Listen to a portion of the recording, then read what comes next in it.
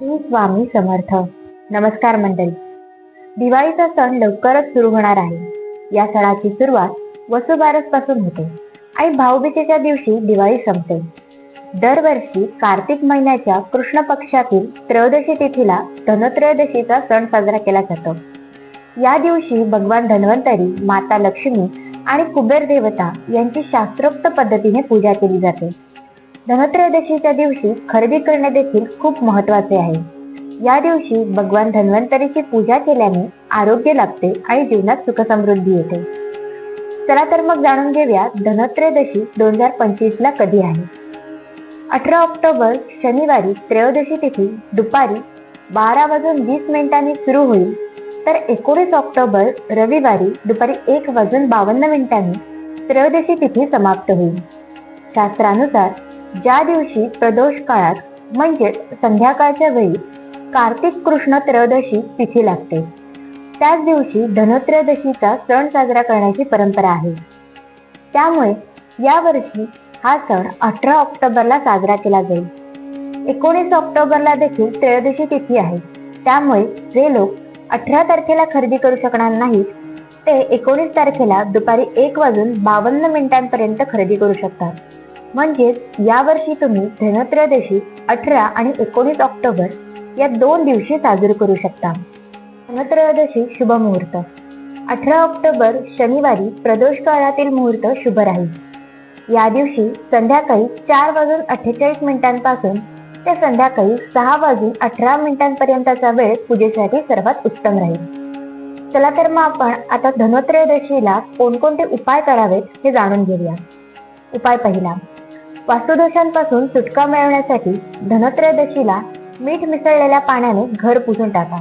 असे केल्याने वास्तुदोष दूर होतात आणि घरात सुख समृद्धी येते.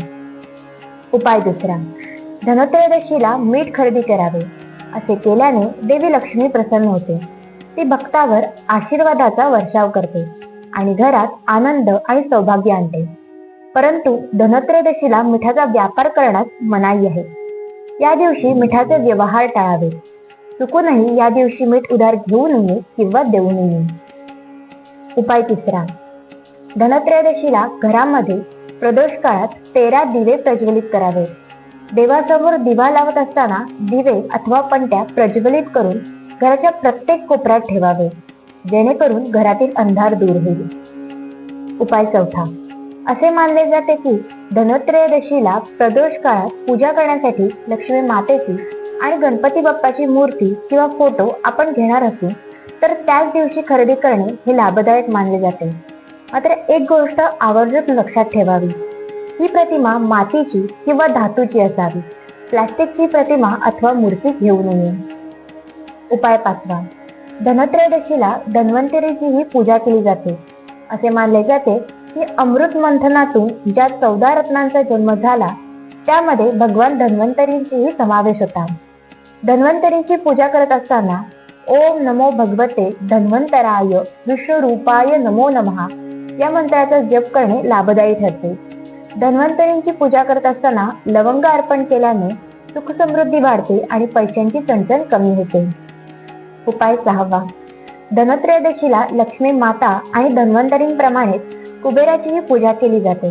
वास्तुशास्त्रानुसार उत्तर दिशा ही कुबेराची दिशा मानली जाते.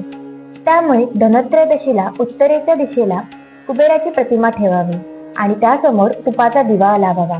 कुबेराला आवाहन करण्यासाठी ओम यक्ष राजाय विद्महे वैष्णवाय धीमहि तन्नो कुबेराय प्रचोदयात या मंत्राचा जप करावा. उपाय सातवा, अशी मान्यता आहे की धनत्रयोदशीला कवड्या, गुंजाच्या बिया आणि नारळ घरी आणणे शुभ मानले जाते. कवड्या घरातील धनासोबत ठेवल्यास धनामध्ये वृद्धी होते असा समज आहे. उपाय आठवा, धनत्रयोदशीला कापूर खरेदी करून आणावा. त्यानंतर माता लक्ष्मी, कुबेरदेव आणि भगवान धन्वंतरी यांची कापरासोबत विधीपूर्वक पूजा करावी. धनत्रयोदशीला घरात कापूर आणून पूजा केल्याने घरातील नकारात्मक ऊर्जा दूर होते. उपाय नववा, धनत्रयोदशीच्या दिवशी घरात झाडू आणण्याचे विशेष महत्व आहे. असे मानले जाते की झाडू हे माता लक्ष्मीचे स्वरूप आहे. त्यामुळे धनत्रयोदशीला घरात झाडू आणल्याने माता लक्ष्मीचे आगमन झाले आहे असे मानले जाते. जेव्हा तुम्ही घरात या झाडूने घर साफ करता, तेव्हा कचऱ्यासोबतच घरातील नकारात्मक ऊर्जा देखील दूर होते. तसेच घरात सुरू असलेल्या आर्थिक अडचणीतून दिलासा मिळू शकतो आणि जीवनातील अनेक समस्या दूर होतात. उपाय 10वा. विड्याची पाने धनत्रयोदशीच्या पूजेसाठी अत्यंत आवश्यक आहेत.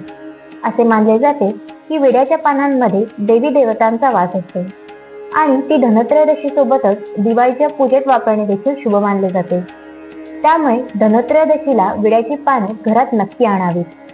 यामुळे देवी देवतांचा आशीर्वाद मिळतो आणि जीवनात सुखसमृद्धी येते.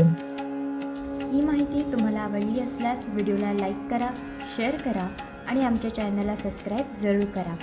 धन्यवाद.